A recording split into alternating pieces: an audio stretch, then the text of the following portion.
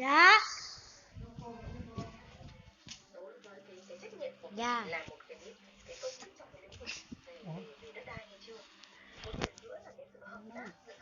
xã hội các tổ chức xã hội nghề nghiệp và vai trò của cái tổ chức xã hội đó được tham gia vào hoạt động quản lý đất đai ở Việt Nam như thế nào. Ở đây chúng ta thấy rằng là người dân là nhân dân không cần nào nấu mẹ làm mà tôi nói người ta lại đây là những phản ánh của những người dân khi mà họ đã phát hiện ra những cái việc sai trái đó thì cũng cần phải được lắng nghe để mà xử lý. Và cái việc này thì tôi thấy rằng là trong cái quá trình xử lý thì tôi thấy là trong cái lúc luật đất đai có quy định thực hiện cái quyền sử dụng đất khi mà thực hiện giao đất cho thuê đất là đất được giải phóng mặt bằng thì trong thực tiễn nhiều dự án đầu tư cái kinh phí giải phóng mặt bằng nó rất lớn, trong khi nhà nước cũng không đủ kinh phí để giải phóng.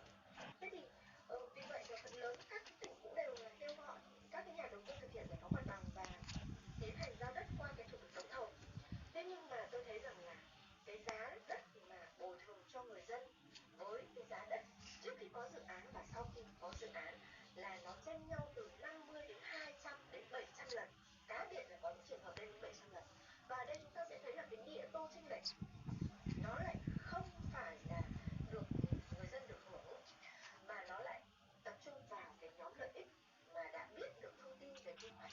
đã biết được cái chủ trương đầu tư dự án. Và đây tôi cũng nói luôn là ông Trung Thành đã cung cấp một vì họ biết là sắp tới có cái dự án đó nên họ có cái việc hành xử như vậy. Như vậy chúng ta sẽ thấy rằng là trong các cái quy hoạch thì cái việc mở ra cái giá trị đất đai thì đất nông nghiệp bao giờ cũng thấp hơn đất đô thị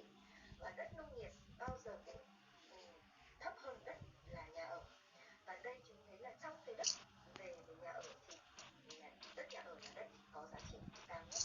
Và như vậy là cái chênh lệch của nó từ cái trước khi có dự án và sau khi có dự án đấy nó không vào người nông dân đang là người mất cái tư liệu sản xuất, mất đi cái nguồn sinh kế của mình, mà nó lại tập trung vào người khác. Người nông dân mất đất, mất tư liệu sản xuất đã lại gặp đấy. Đây là cái điều mà người dân bức xúc. Và chúng tôi thấy rằng là trong cái luật đất đai thì phải thấy rằng là phải bảo vệ quyền lợi của người dân với tư cách là trực tiếp cái nguồn lợi có được từ đất. Việc bồi thường giải phóng mặt bằng cho người dân để thực hiện các dự án thì phải chia sẻ cái lợi ích cho